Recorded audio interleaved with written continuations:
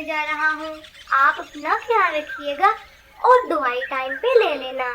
मैं कुछ समय तक वापस लौट आऊंगा। मेरे चिंटू को छोटी सी उम्र में इतने बड़े बड़े काम करना पड़ रहे हैं। चिंटू मेरी वजह से इतनी मुश्किल में रहता है। मामा, आप कैसी बातें कर रही हैं? जब मैं बीमार हुआ था तो आपने भी तो मेरा हर तरह से ख्याल रखा था। अब आपने ऐसी बात की ना तो मैं आपसे निराश हो जाऊंगा। बेटा, पड़ोस में नीलो का बेटा भी तो स्कूल जाता है और स्कूल से आकर खेलता रहता है और तुम सुबह शाम काम करते रहते हो। मेरे लाडले, मुझे ये देखकर बिल्कुल भी अच्छा नहीं लगता। चिंटू जब चील के घर पहुंचता है तो चील इसे बहुत डांटती है। टाइम देखा है क्या? अब तुम कहाँ से मुंह उठाकर आ रहे हो? तुम्हारा रोज कोई ना कोई नया बहाना होता है। भाई, बहाने बनाना तो कोई तुमसे सीखे। अगर आइंदा काम पर लेट आए ना तो मैं तुम्हें हमेशा के लिए काम से निकाल दूंगी।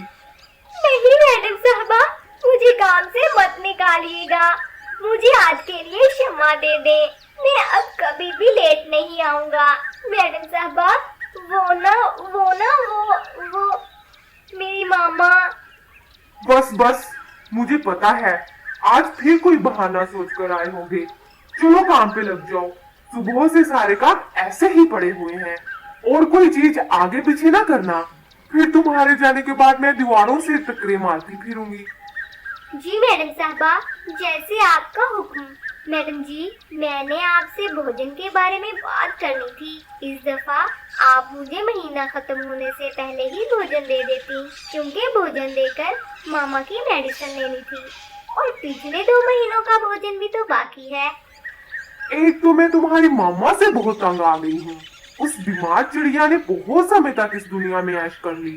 तुम ऐसा करो, एक दिन उनका गला दबाकर मार दो, सारा किस्सा ही खत्म हो जाएगा। अगर गला दबाने वाला काम मुश्किल लग रहा है तो मैं कोई और उपाय बता देती हूँ। बस मैडम साहबा, अब एक और शब्द नहीं सुनूंगा। ऐसी बात करने का राइट किसने दिया है आपको? मुझे समझ नहीं आती आप अमीर पक्षियों की। इतना पढ़ लिख के भी जहलों जैसी बातें करते हैं। भगवान ने थोड़ी कृपया क्या कर दी? आप जैसे पक्षी तो हवा में उड़ने लगते हैं। और आपकी मामा नहीं है ना, इस वजह से आपको पता नहीं है कि माँ क्या होती है। मुझसे ऐसे बात करने की हिम्मत कैसे हुई? छोटे से हो तुम और अपनी जुबान देखो कितनी लंबी है। और मुझे कोई शौक नहीं है तुम्हें काम पे रखने का। एक मैं तुम्हें सलाह दूं, ऊपर से तुम मेरे साथ बदतमीजी करो। ये अपना भोजन पकड़ो और दफा हो जाओ यहाँ से। मुझे अपनी शक्ल मत दिखाना, वरना जान से मार दूंगी। जा रहा हूँ। मुझे भी कोई शौक नहीं है तुम जैसे पक्षियों के मुंह लगने का। अपने पैसे और दौलत का इतना भी गुरूर नहीं होना चाहिए। चिंटू वो भोजन लेकर घर आ जाता है। चिंटू, आज चील ने महीने से पहले ही भोजन दे दिया। चलो, अच्छी बात है। बाकी महीनों का हिसाब भी चुकता कर दिया। अब हमारे चंद महीने आराम से गुजरेंगे। चिंटू, तुम इतना उदास क्यों लग रहे हो? पहले जब भोजन मिलता था तुम तो पूरे जंगल में खुशी मनाते थे कि आज हमें भोजन मिला है, और आज तुम्हारा मुंह लटका हुआ क्यों है? चिंटू, मुझसे तुम्हारी ये शक्ल देखी नहीं जा रही। प्लीज कुछ तो बताओ।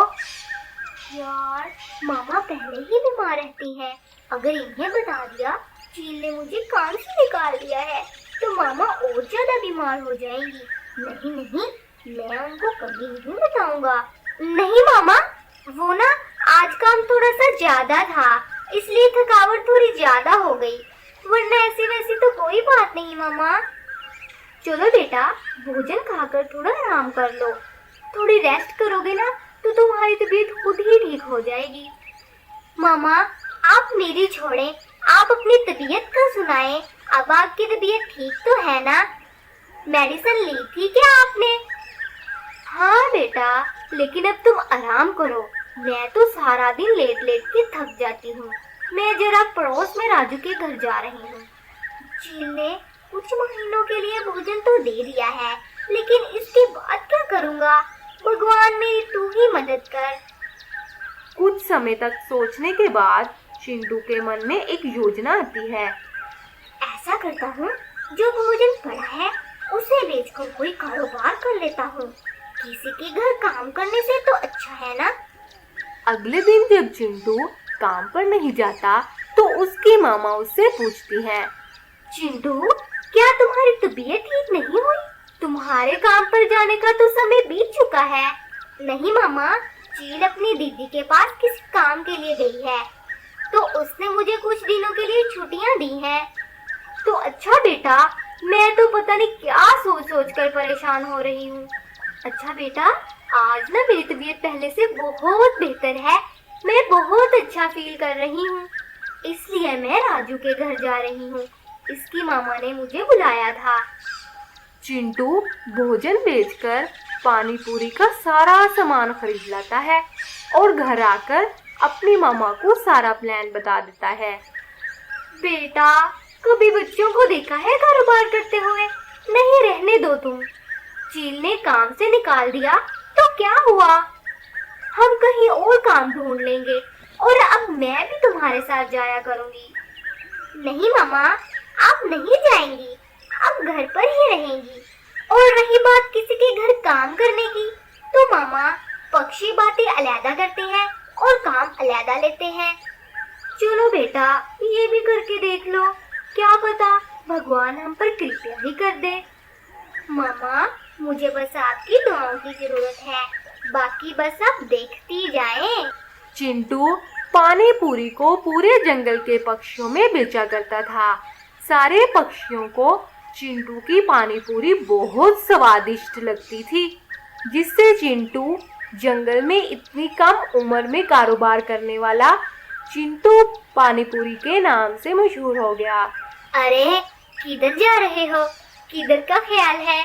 पानी पूरी का यही स्टॉल है।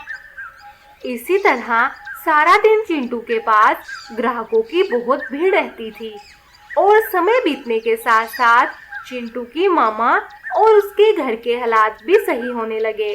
कुछ समय के बाद चिंटू का शुमार जंगल के अमीर कबीर पक्षियों में होने लगा। चिंटू और उसकी मामा हंसी खुशी समय बिताने लगे। तो दोस्तों, आज की इस कहानी से ये शिक्षा मिलती है कि जो अपनी मदद खुद करते हैं, भगवान भी उन्हीं की मदद करते हैं।